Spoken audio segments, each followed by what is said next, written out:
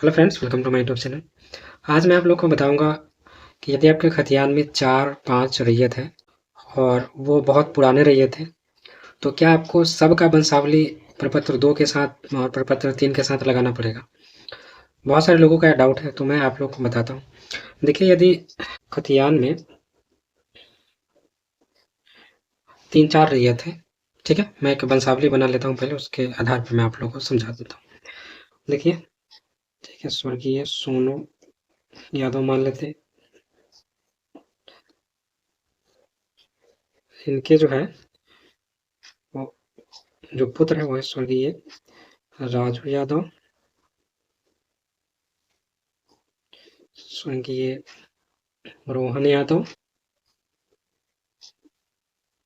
स्वर्गीय सुबोध यादव।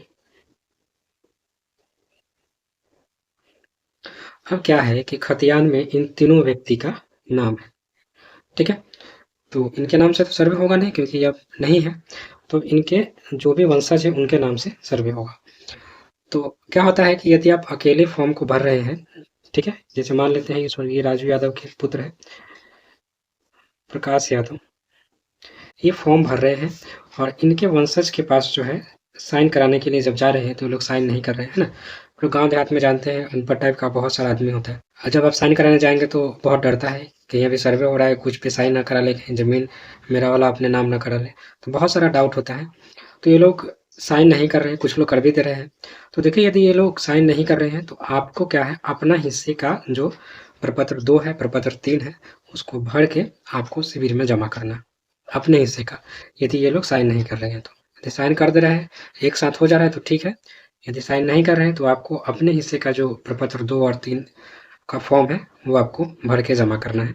सिर्फ आप अपना साइन करेंगे, उसके बाद वहाँ पे जाके जमा कर देंगे, ठीक है। और आप अपना जो प्रपत्र 2 है वो कैसे भरेंगे, तो ध्यान से समझिए। जैसे मान लेते हैं कि स्वर्गीय राजू यादव के 2 पुत्र हैं, एक प्रकाश यादव है, एक और मान लेते हैं कि रामू यादव है, ठीक है, रामू यादव मान लिए 2 पुत्र हैं। एक चीज़ और समझा रहा हूँ, यदि प्रकाश यादव फॉर्म को भर रहे हैं और इनसे आपका भी मेल नहीं है, मेल मिलाव नहीं है, तो जाहिर सी बात है कि आप इनके पास साइन कराने के लिए नहीं जाएंगे। गांव देहात में बहुत सारा ऐसा होता है। तो आप क्या करें, आप अपने हिस्से का जो प्रपत्र 2 और 3 है वो भर के शिविर में जमा करें, उससे आपका हो जाएगा।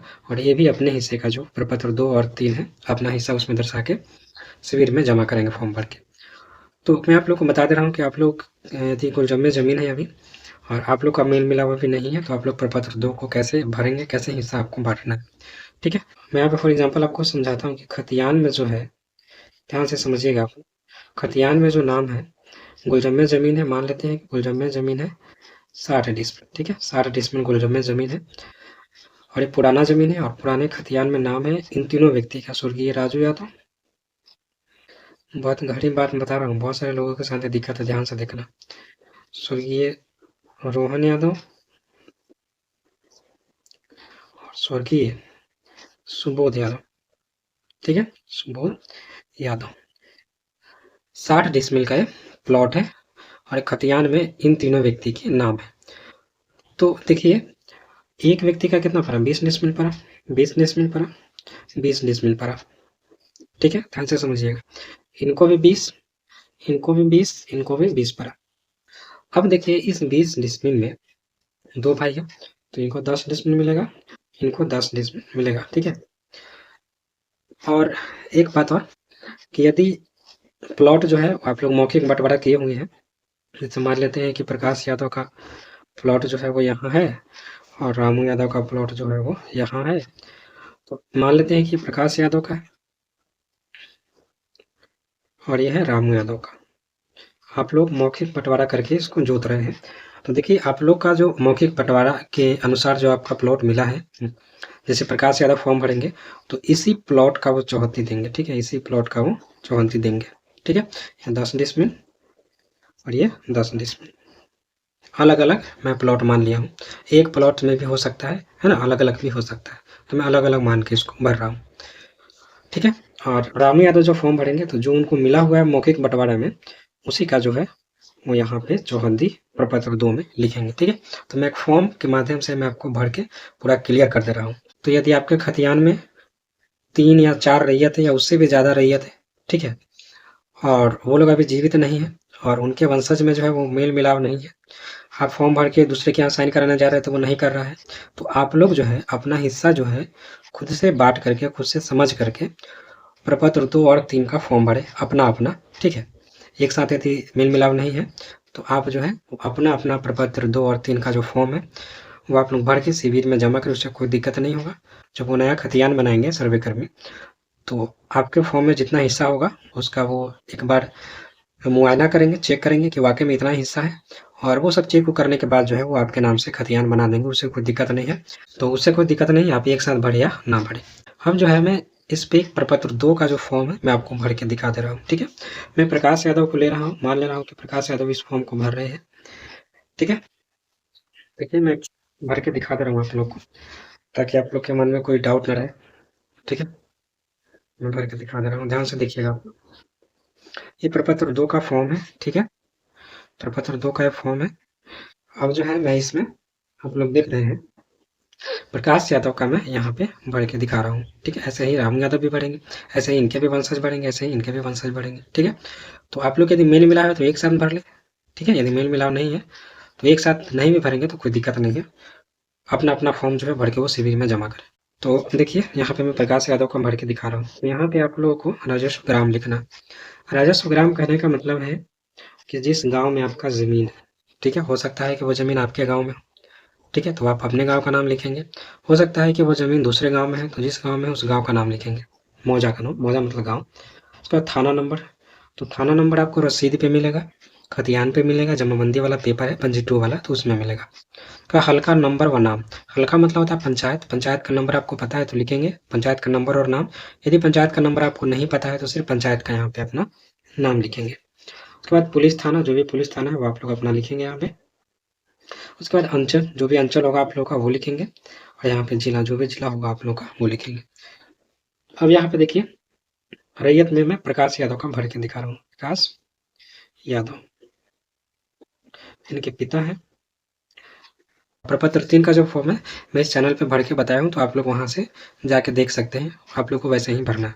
और मैं आप लोग को प्रपत्र 2 भर के दिखा दे रहा हूँ और इसमें कुछ विशेष बातें हैं जो आप लोग पूरी वीडियो देखें तो पता चलेगी, ठीक है? लास्ट में बताऊंगा उसको कि कहाँ पे आपको कैसे क्या चेंज करना है, ठीक है? क्योंकि आप एक साथ फॉर्म नहीं भर रहे हैं तो आपको कुछ चेंज करना पड़ेगा इसमें, मैं वो आपको बताऊंगा।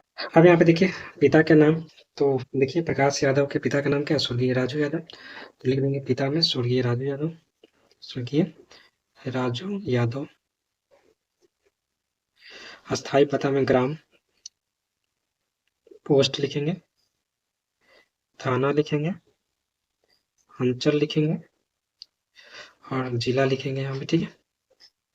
खाता, जो खाता होगा अपना लिखेंगे, जैसे मान लेते हैं कि खाता है 132, खेसरा है 185, ठीक है?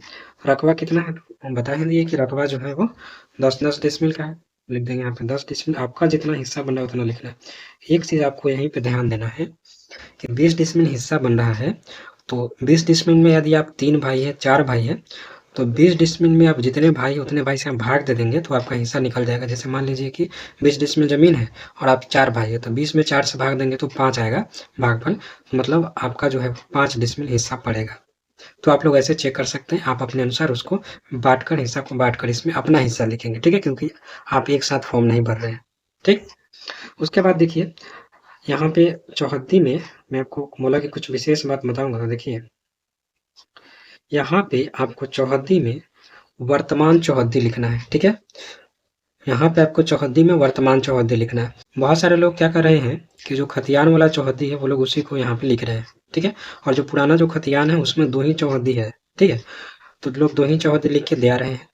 तो ऐसा आपको नहीं करना है, आपको इस प्लॉट पे जाना है और आपको पता कर लेना है कि अभी वर्तमान में हमारे चारों ओर कौन-कौन व्यक्ति का ज़मीन है, ठीक है? वर्तमान रैयत कौन-कौन है हमारे चौहद्दी में। तो आप लोग को यहाँ पे विशेष ध्यान देना है कि वर्तमान चौहद्दी लिखना है, क्योंकि एक बार जब सर्वे हो जाएगा फिर आपको चौहद्दी चेंज कराना बड़ा मुश्किल हो जाएगा। उसके बाद ज़मीन का किस्म, तो ज़मीन का किस्म धनहर 1 है, धनहर 2 है, धनहर 3 है या भीट 1 है, भीट 2 है। तो आप लोग अपना देख लेंगे, खतियान में भी लिखा रहता है ज़मीन का किस्म। यदि आपके खतियान पे नहीं लिखा होगा, आपको नहीं पता है, तो मैं इस पे वीडियो भी बनाया हूँ, आप लोग मेरे चैनल पे जाके देख सकते हैं। और आप अपने ज़मीन के किस्म का पता कर सकते हैं। तो मान लेते हैं कि धनहर 1 है, धनहर 1 है।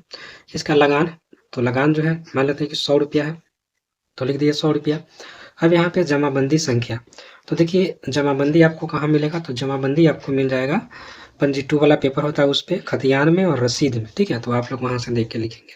उसके बाद भूमि पर दावा का आधार, आपने इस भूमि को खरीदा है या उत्तराधिकारी है। तो देखिए जमीन जो है वो दादा परदादा की है, तो हम लोग इसके क्या हो गए, उत्तराधिकारी हो गए, तो लिख देंगे उत्तराधिकार। ऐसे ही आपको भरना है। उसके बाद अभियुक्ति में यदि इस प्लॉट पे कोई केस वगैरह है तो अभियुक्ति में हाँ लिखेंगे, कोई केस वगैरह नहीं है तो उसको छोड़ देना है, ठीक है। और इसमें दूसरा मैटर भी बनता है कि ज़मीन में कोई भी झंझट है, विवाद है, या कोई व्यक्ति आपके ज़मीन पे ज़बरदस्ती कब्जा किया हुआ है, तो आप उस व्यक्ति का नाम यहाँ पे लिख सकते हैं कि फलाना व्यक्ति मेरे ज़मीन पे ज़बरदस्ती कब्जा किया हुआ है, जबकि ज़मीन का सारा डॉक्यूमेंट मेरे पास है।